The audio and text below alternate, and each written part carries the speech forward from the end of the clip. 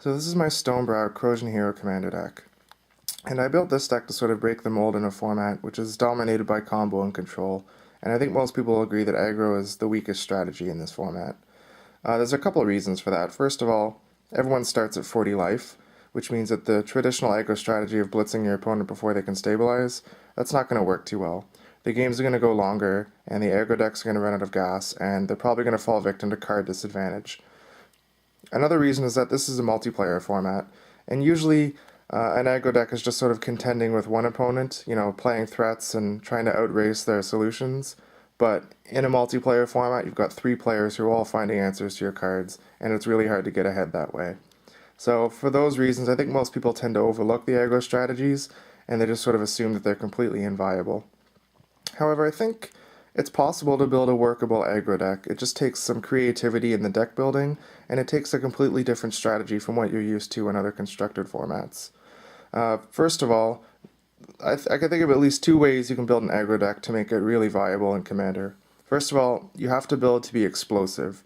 So like I said, you're going to have three players who are always looking for answers for your threats. You need cards that have an instant impact on the board position. So the big keyword here is haste. I know it sounds weird to say this in a deck that's built around trample, but haste is the most important ability in Commander aggro decks. So you need cards that can come out and do their thing before the opponent untaps, before they have a plan to deal with it. The other thing is you have to build your deck to be resilient. So you can't just build a deck that's going to commit a bunch of cards to the board and then run out of gas as soon as they play a Wrath of God. You need to have an endgame strategy, and you need to sort of have a contingency plan, because you're not going to be able to deal, 120 points of damage to three different players on the board before they have an answer. So you need to make sure that you're not dead after turn 10. So that's basically it. This is probably the most fun deck I have, and it's not as straightforward as you would think. It's actually very challenging to play, and it's definitely exciting. So I'll take you through this, and maybe you'll get some ideas for your aggro deck. So the first card I want to talk about is Stonebrow himself, and I guess the first thing to note is that he gives us access to red and green, which is a pretty interesting color combination. It definitely works well for the strategy we're going towards, because it gives us access to some really efficient, explosive creatures, and it also gives us access to some great ramp. However, there's a whole bunch of drawbacks. It doesn't really have any good tutors, very poor card draw, not very good controller or spot removal. So we have to come up with some creative ways to play around those drawbacks. Stonebrow's ability here is definitely the centerpiece for the deck, because Trample is already a really good strategy for our deck, because we don't want chump blockers getting in the way, and Stonebrow just makes those tramplers even more deadly.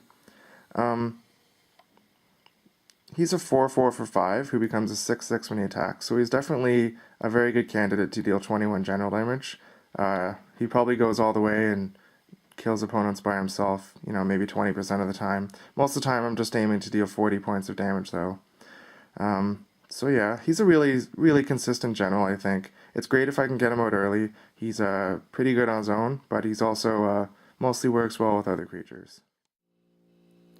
So first I want to go through all the creatures in the deck, and this is what the mana curve looks like. As you would expect, it's pretty high. Most of the cards are 5 or 6 mana. And I'm actually only running 26 creatures in this deck, which might not seem like a very high number for an aggro build, but I'm actually not running very many utility creatures, so I actually do have a pretty high threat density. The reason I don't have many utility creatures is because I'm not really building around a recursion strategy, so I don't have, Sakura Tribuilder and a bunch of those other utility creatures which tend to define other green decks. So the basis of my selection for my creatures is, like I said before, I really like creatures which are explosive. So anything with haste is definitely favorable. I want cards that have a big effect on the board as soon as they come out. And I also want creatures that are very resilient and give me access to an endgame strategy. So things that regenerate, things that, do a lot of good stuff towards the end of the game. Those are the cards I want. And of course, any just generally efficient beater is always worth a spot. And above all, if it has trample, then that works really well with Stonebrow. So I'm going to take you through these one by one. So like I said, I'm not running very many utility creatures in this deck, but I do have a couple here. Eternal Witness, usually it's a staple in most green decks because you can recur it and sort of abuse it, but I don't really have any ways to do that, so it's mostly just a regrowth on a stick, which is fine because it gives me a 2/1 which, it could make the difference. But it's also one of the few cards in my deck that actually lets me recur stuff, which means it's a pretty good top deck late game. Oracle of Mul Daya, this card is just too good to leave out. I think it belongs in any green deck. It's just amazing card advantage because it means that my next card will almost never be a land, and it's also amazing ramp, so I think this is an amazing card that should go in any green deck. Some more utility creatures here. These two are good for destroying non-creature permanents, which is always very important. I'm a big fan of Wickerbough Elder in an aggressive deck because a 4/4 for 4 is actually very efficient. Acidic Slime here, he's a 2/2 for 5, which isn't as aggressive, but Death Touch is a very welcome ability in this deck because I have very little spot removal, and it's nice to have a way to deter attackers. And the fact that he can hit lands as well is always very useful. Duplicant here seems to make it into most of my decks. The reason for that is that he exiles the card permanently, which is very useful, and he's actually potentially a very aggressive creature as well. So it's more spot removal in a deck that doesn't have very much of it, and potentially a very strong presence on the board. This is some of my cheaper tramplers. This one here, Wilderness Elemental. This one's kind of cool because it really benefits from the multiplayer format. It's sort of situationally powerful. Obviously, it's not very good against, monocolored decks or budget decks, but he's potentially gigantic on turn 3, and he's definitely going to be huge later in the game, so he's pretty cool. Boartusk Liege, this is just sort of a straight up aggro card. It's just got great synergy with Stonebrow. They each pump each other +2/+2, so they work really well together. I like dropping this guy on turn 4, and then my general on turn 5, and that's always an aggressive start. Hystrodon is one of my favorites because he attacks on turn 4, and it's some rare card advantage in this deck, and of course he's a trampler, so he works really well with the general as well, and he's just a pain in the butt. Next we've got some token producing tramplers. Rampaging Baloths here is always cool, 6/6 trampler for 6, and it makes my fetch lands really good because I turn them into more beasts.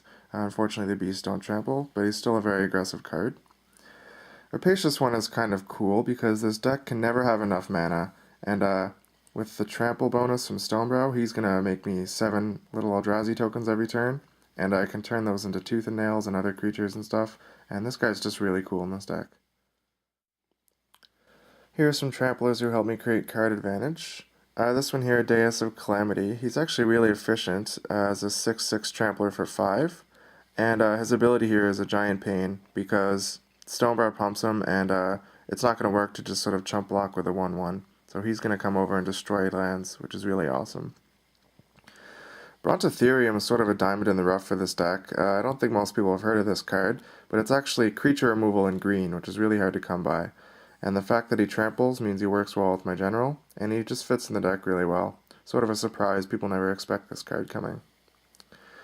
And then Woodfall Primus, always a staple. Comes into play, destroys non-creature permanents, which is always useful, and the fact that it has Persist adds to my resilience strategy that I'm building towards, so I'm not going to get, Wrath of God and have nothing left late in the game. So this guy is actually really good in this deck. Some more creatures that help me generate card advantage. These guys don't have trample, but you really shouldn't be defining your entire creature base on trampling because there's a lot of awesome non-tramplers. Bogardan Hellkite, this really fits my explosive strategy for a couple of reasons. He can deal damage the turn he comes into play, and he's got Flash, which is sort of de facto haste because he comes into play at the end of your opponent's turn, and they weren't expecting that change in board position right before you untap. So he can take out a bunch of opponent's creatures, or he can do 5 damage to the face. Either way, it's a big unexpected threat, and I think he's really good. Terastodon here, one of the best cards green ever had, and this definitely goes in any green deck. For 8 mana, you get a 9/9, and you get to destroy 3 non-creature permanents. Very versatile, especially in this deck because he actually works really well targeting your own permanents. Because you get 18 power with elephants, and if I have something in play like in the Web of War, Sarkhan Vol, Terastodon is actually sort of a one-man army. He can send 21 damage worth of elephants at one opponent the turn he comes out. So he's actually very versatile. He can destroy opponent stuff, or he can become the most aggressive card in your deck. Next we've got some more non-tramplers here, and these all sort of have a common theme in that they work towards your resilient strategy that we talked about earlier. Because one of the ways you can build a resilient deck is by playing cards which let you improve your board position without actually committing more cards to the table. Because one of the worst things you can do in an aggro deck is overcommit and get yourself, 3 for 1 or 4 for 1. So instead of playing a new card to the table, you can play one of these cards, and they all have abilities which let you spend mana to make your board positioning more threatening without actually having to play something. So Chameleon Colossus, this thing is just one of the best straight-up aggressive cards in the format for green. It's not hard for this deck to get to 12 mana, and at 12 mana this thing swings for 32. Obviously it destroys black decks, and it's just a highly aggressive creature all on its own. Comes out on turn 4, swings for 8 damage the next turn. Kamahl, like I said, you can spend 5 mana to make your board very threatening, and gives them all trample, which works well with the general. So he's a pretty interesting card in this deck. And then Hellkite Charger. This is one of the best cards in red, I think, for aggressive decks. He's got haste, which, as we talked about before, is very good. It's nice to have an explosive card like this. And 7 mana makes your board very, very threatening. And I think a lot of people like to play this with a combo card like Bear, Umbra, Sword of Feast and Famine. Give yourself an extra attack phase and untap all your lands. I'm not playing with that combo just because I don't really have any tutors, so it's kind of hard to assemble. And I don't know, it seems unlikely I'd pull it off. But Hellkite Charger on his own, very good card, very threatening. It's definitely worth it in this deck. Here's some more resilience creatures. Silvos, always a classic in Stonebrow decks. 8 power trampler for 6 with regeneration. Very efficient, works very well.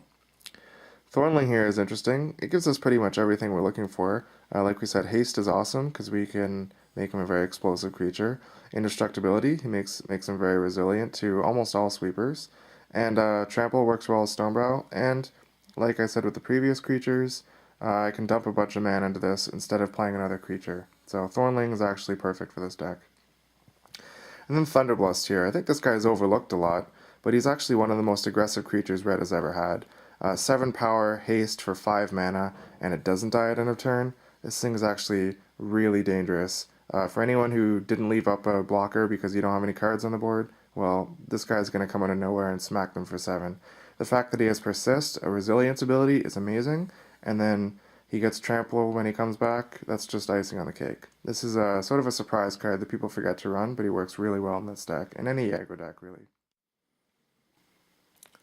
Couple more resiliency tramplers here. Weatherseed Treefolk, a 5/3 trampler for 5 is pretty aggressive, and the fact that it goes back to your hand after every board sweeper means that you're not going to suffer too much from a Wrath of God. And the opposite, Kodama of the North Tree, is better against spot removal. 6/4 trampler for 5, again very aggressive. Akroma, this is one of my favorites. It's got a ton of abilities here. It's great against control decks, especially ones that have a ton of those pesky white removal spells like Path and Swords. And the fire breathing and the very cheap morph cost make this one of the most aggressive creatures in the deck. Definitely a dangerous card. Panglacial Wurm, this is one of my favorite cards in the deck for sure, and it actually kind of works towards all the strategies this deck is trying to accomplish. First of all, it's very aggressive at a 9/5 trampler for 7, definitely very dangerous. Secondly, it actually gives us access to a very good endgame strategy. If you top deck a fetch land late in the game, usually that's sort of a dead draw, but in this deck it gives you access to a 9/5, which is very, very strong. And lastly, it's kind of like Bogardan Hellkite, which, like I said, flashing in a creature at end of turn, that's almost as good as haste because it's an unexpected change in the board position, and people didn't have time to prepare for it. So, bringing in this guy when they least expect it, it's a blocker that they didn't expect, it's a 9/5 trampler on the next turn they didn't expect, it's basically as good as haste. So I like this guy a lot. And I've saved the best creature for last. Primeval Titan is an auto-include in any green EDH deck, but he's especially amazing in this deck. Mostly because of the nature of the non-basic lands I'm running, but also because he's got the trample ability, which works well with Stonebrow, and he's just a very aggressive creature overall. So let's see, he's going to give all my creatures haste, he's going to give them all resiliency, he's going to give me some instant speed card advantage, he's going to give me access to ramp, and he's going to give me access to more creatures. So this card literally does it all. He's amazing the turn he comes out, and if I get to untap and play with him for more than one turn, then, he's just going to win the game all on his own. So he's the best creature this deck has access to. Moving into the non-creature cards, this is what the breakdown looks like. We've got a big chunk of the deck dedicated to mana ramp, which is very important. We've got a couple tutors. We've got cards that give our creatures haste. We've got some card draw, which is hard to come by, but there's some decent options. We have some utility removal, and then we have our sort of big game-ending cards here. So starting with the mana ramp spells, we have Cultivate and Kodama's Reach. I don't think these belong in every green deck. It really sort of depends what your mana curve looks like. I like them in this deck because I've got a 5 casting cost general, and I want to get them out as soon as possible. So these will always guarantee I get them out on turn 4, and because this deck does not like to miss land drops at all. So the extra land helps a lot. So these things are worth a spot. Next we have effects which will give us 2 extra mana for the cost of 4. Explosive Vegetation and Hunting Wilds, pretty efficient. Lets me search my deck for 2 lands, put them to play. Hunting Wilds gives me the added bonus to have a little aggressive effect there if I have some extra mana to spend. Garruk Wildspeaker, this one's interesting. So for 4 mana, it will excel me by 2 extra mana every turn.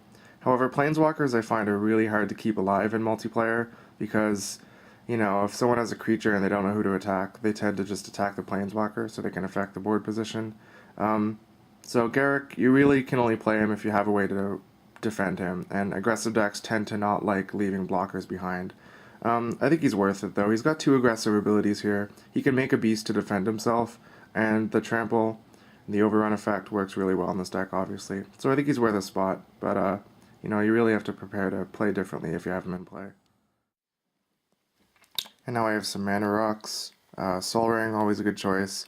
Mana Vaults, it's a good choice for certain decks. I like it in this deck specifically because it gets my general out on turn 2, which is really unfair. Grim Monolith, again, pretty good. Coalition Relic, I like this in multicolor decks because it can excel by 2 mana and it's colored mana.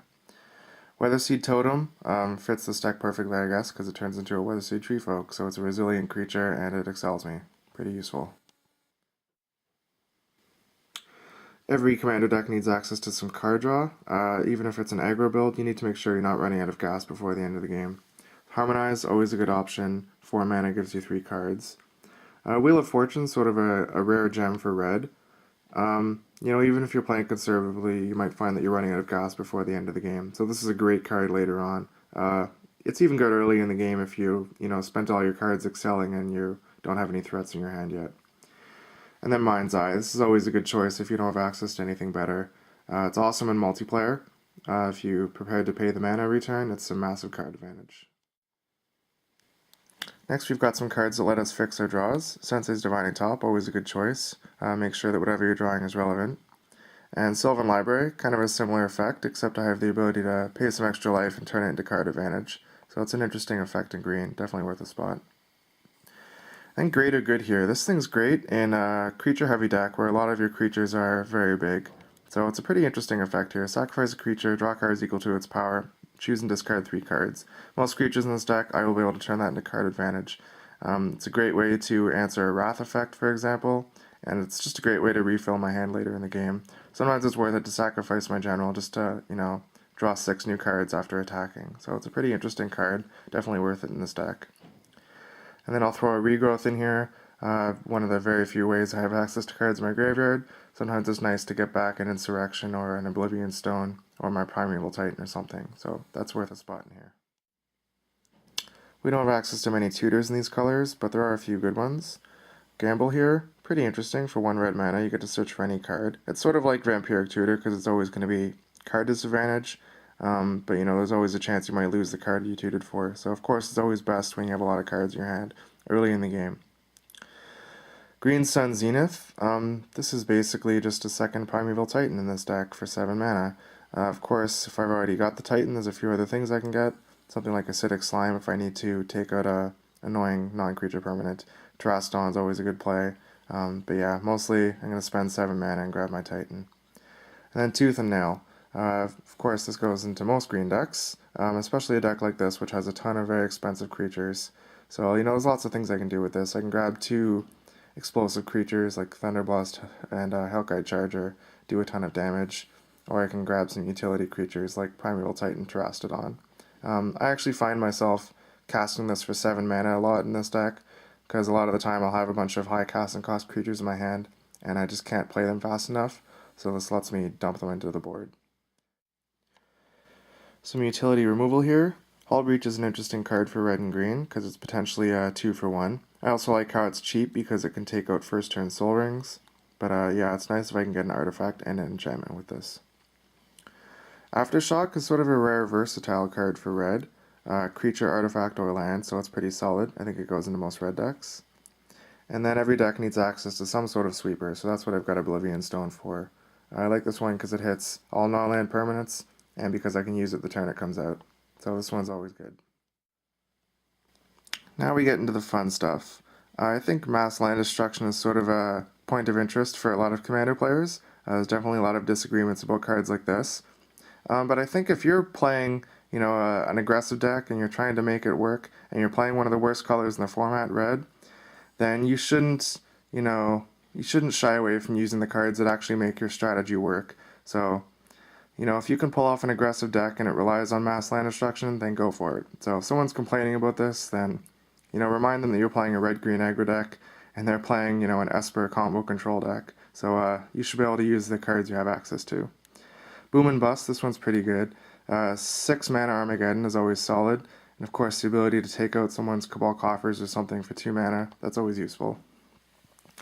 Decree of Annihilation gives us access to an uncounterable Armageddon for 7 mana. And of course, the ability to completely reset the board, minus enchantments and planeswalkers for 10 mana. Sometimes that's a pretty viable strategy actually, because this deck runs a couple planeswalkers, and this thing does not kill them, so that's interesting. So now we're getting into the real core of the deck here. And earlier I said that, being explosive is the most important strategy you can have for an aggressive commander deck, because you always need to be able to play cards that affect the board position right away before your opponents have a chance to respond or prepare. And I said that one of the best ways you can do that is playing with haste. But a lot of the creatures I showed you earlier didn't have haste. And the reason for that is that there just aren't very many really good gigantic haste creatures. So I think the best thing you can do is just play cards that give them haste. So Lightning Greaves is always an amazing strategy. 0 mana equipped, only costs 2 to cast. Haste and Shroud, very good. Fires of Yavimaya, this one's actually pretty underwhelming in Commander, but we'll play anything that gives all of our creatures haste, so I think this is worth a spot. In the Web of War, this one's even better. For 5 mana, all my creatures gain haste, and +2/+0 the turn it comes into play. So it's another very aggressive card, lets my creatures attack the turn they come out, and makes them even stronger. Akroma's Memorial, this one's interesting. For 7 mana, gives us access to a ton of abilities on all of our creatures. The most important ones though are haste and flying. So not only are our creatures attacking the turn they come out, but they're going to be unblockable, and protection from black-red, trample, vigilance, first strike. So that's pretty useful. I can cast this with no creatures on the board, and then my next threat is going to be good, or I can drop this with a full board and unexpectedly have all these flyers that no one was expecting they'd have to deal with. So this card's really good in this deck. Sarkhan Vol, another card that gives all my creatures haste and some extra power. This guy's another planeswalker, like I said with Garruk. They're kind of hard to keep alive, especially one like this because his ability is not really conducive to leaving blockers behind. So, you gotta play this guy with caution and make sure that you've got a contingency plan to keep him alive. His other 2 abilities, definitely relevant. Gaining control of creatures, it's a situational ability, but it can sort of swing the board position in your favor if it's their only blocker, and you can push through the last bit of damage. And of course, the ability to make 5 dragons, potentially game-breaking if you have a way to give them haste. So, Sarkhan Vol fits the colors, and he's really good in this deck. Then Hall of the Bandit Lord. This is my favorite one of all, because it's a way to give my creatures haste, and it's actually just a land, doesn't cost me any mana, he's actually a mana source, so this is actually one of the best cards you can play in any aggressive deck. I think people are finally catching on to this card, one of the best utility lands in this format, not just for aggressive decks either. Any deck that has a general with a tap ability wants to play this card. Definitely one of the best lands in the format, especially for a deck like this. Playing red gives us access to some super explosive cards, and these are some of the best ones. Gratuitous Violence for 5 mana and enchantment. All my creatures deal double damage. This is a very explosive card because if I've got an army of creatures out, all of a sudden they're going to be twice as strong. So I like this card. Insurrection, definitely a classic in this format, and I think it's worth running because in a multiplayer format, there's going to be a ton of creatures on the board, and gaining them all means that you're going to be doing a ton of damage. So I like this one a lot. 8 mana is kind of a steep cost, but this is definitely an endgame card. And the fact that it gives all creatures haste, that's pretty relevant. I've actually resolved this the same turn as Tooth and Nail, and that's pretty deadly. Price of Progress. This is actually the most recent addition to this deck, so I haven't had much chance to play with it yet. In theory, it looks like it's going to be really good because this game tends to go pretty long, and it's not inconceivable that you could play this on like turn 15 and deal 18-20 damage to every player, which seems like pretty busted in theory, but in practice, a lot of people play monocolor decks, a lot of people play budget decks. So I don't know, we'll see how this goes. Potentially a dead card, but it's potentially amazing. It looks interesting, so I look forward to giving it a try. And once again, I've saved the best for last. These are the cards that really draw people to Stonebrow, I think. One of the most popular strategies with this general is to play cards that give you extra attack phases, because don't forget, Stonebrow's ability, it stacks, so if you're attacking more than once a turn, they're going to keep getting +2/+2 if they have trample. A lot of people like to run a ton of these. I'm only running 2. These 2 here, Seize the Day and Savage Beating. There's actually a specific reason that I picked these 2, and that's because they both have the ability to instantly win with my general. Seize the Day, for example, untap target creature, it gets to attack again, and you can flash it back. So combined with Stonebrow, that means he deals 24 general damage in one turn, so that's an instant kill. And Savage Beating, if I use this with just my general out, that means he deals 28 general damage in one turn. Give him double strike, let him attack again. He swings for 12 and then 16. So that's another way to win instantly with your general. And of course, you don't need Stonebrow to make these pretty good. Something like one Panglacial Wurm, and these are instantly amazing. But generally, this is a very good strategy, and this is sort of the reason that people play this deck. Definitely fun.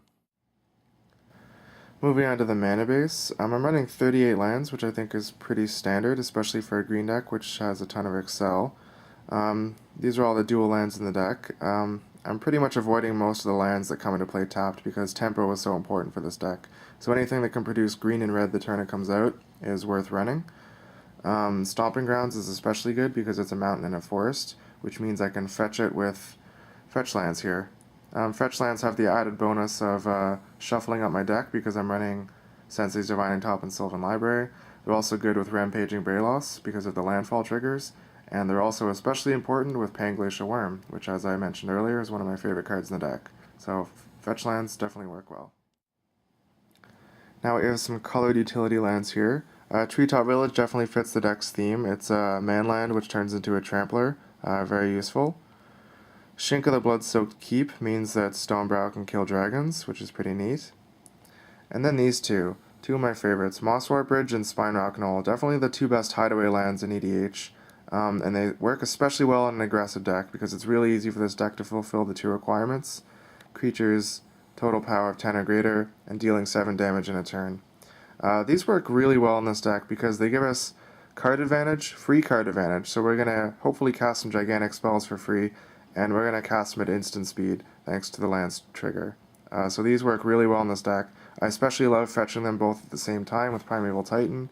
It gives me some massive board advantage, so I really like these. And some colorless utility lands. I'm trying to keep these to a bare minimum in this deck, because if you go back and look at the casting cost, I've got a lot of cards with 3 green or 3 red, and it's really crucial for me to not get stuck on colorless lands. So, Hall of the Bandalord, I've already talked about this one. Definitely the most important land in the deck, so I really want to have this in play. These two, Ancient Tomb Temple of the False God, pretty awesome. It's Excel attached to a land. I like fetching these both up at the same time with Primeval Titan, because I just excelled by 4 mana, so these two are pretty awesome. You have My Hollow, gives us access to some resilience on a land, pretty useful. And then Strip Mine and Dust Bowl, some land destruction here. Strip Mine is always useful, fits into almost any deck, and I like Dust Bowl because it's recurable, and it's nice to be able to take out some non-basic lands. A lot of the time the non-basic land is the most threatening card on the table, especially if it's something like a Hall of the Bandalord, or Cabal Coffers, or Gaia's Cradle or something, so I like Dust Bowl a lot. And then rounding out the mana base, we've got 11 forests and 6 mountains. So this is how the deck plays out.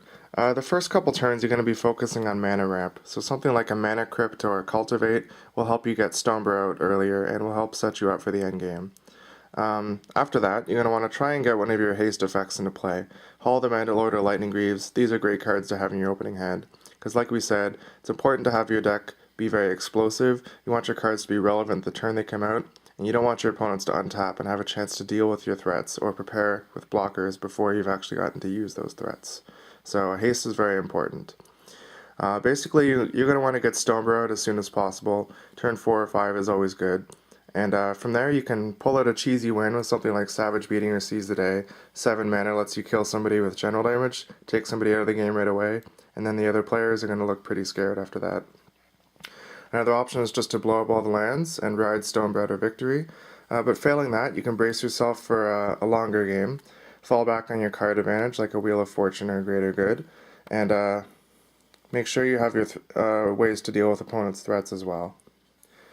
Something like Primeval Titan is always awesome. It'll give you all the tools you need, give you your haste cards, give you your card advantage spells, give you your mana ramp spells. Definitely the best card in the deck. After that, you're going to want to find a way to win using cards that don't encourage you to commit more cards to the board. So something like a Chameleon Colossus or a Hellkite Charger will let you be extremely aggressive without dumping your hand onto the board. Or you can rely on Tramplers, which are very resilient. Something like a Weatherseed Treefolk or a Thornling. These cards are great because they're resilient to sweepers and you're not going to lose them to a Wrath of God. Or you can just use cards that have very good endgame strategies. Panglacial Wurm, Akroma, these things are great later in the game. But eventually you're going to want to end it with one of these very explosive spells. Something like an Insurrection, Gratuitous Violence, or a Terastodon targeting your own spells with Sarkhan Vol out. Definitely a great way to end it. So that's the deck. I think it's actually a very challenging deck to play. It's definitely a test in threat management, definitely a test in politics. It's hard to play a deck like this and convince people that you're their friend, but sometimes the best diplomacy is do this or I'll kill you with my guy. So it's pretty interesting in multiplayer. Like I said, aggressive decks are very hard to play in EDH, but it's all about how you build it and how you play it. So it's definitely a very interesting deck. Very popular, and this is what I'm putting up because a lot of people have asked for it. So hopefully you enjoyed it, and if you have any suggestions, let me know. So I thought it might be worthwhile to take a look at some of the cards that didn't make the final cut for this deck. First one here, Gruul Warplow, and basically all the other cards that give your creatures trample, like Brawn, Roughshod Mentor, Skarg the Rage Pits, Loxodon Warhammer. I see a lot of people sort of auto-include these, and they assume, wow, these were made for a Stonebrow deck.